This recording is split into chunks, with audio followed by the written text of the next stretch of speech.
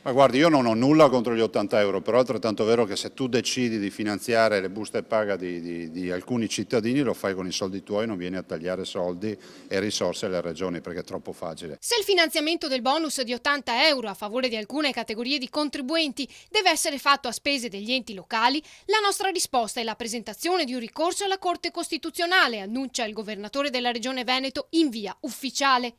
Il riferimento per le regioni italiane è la spesa del 2013, vuol dire che se i siciliani spendevano una marea di soldi e loro gli danno una limatina di unghie, a noi ci tagliano il braccio. Ben inteso, niente contro il bonus, spiega Zaia, ma se per trovare i soldi poi si vanno a tagliare le risorse delle regioni e ancor peggio utilizzando la spesa storica, la nostra risposta è no, anche perché questo significa penalizzare le regioni più virtuose, quelle che investono di più. In altre parole, dare soldi ai cittadini con una mano e poi toglierli con un'altra, e per di più in una regione che ha già provveduto da sé dal 2010 a razionalizzare costi e spese. Anche perché se passa questo principio, ogni pensata a livello nazionale non può ricadere poi su tagli fatti a noi. Peraltro tagli orizzontali, che significa che i siciliani avranno lo stesso taglio nostro e quindi i virtuosi con i non virtuosi. No, a me non sembra quello che bisognava fare.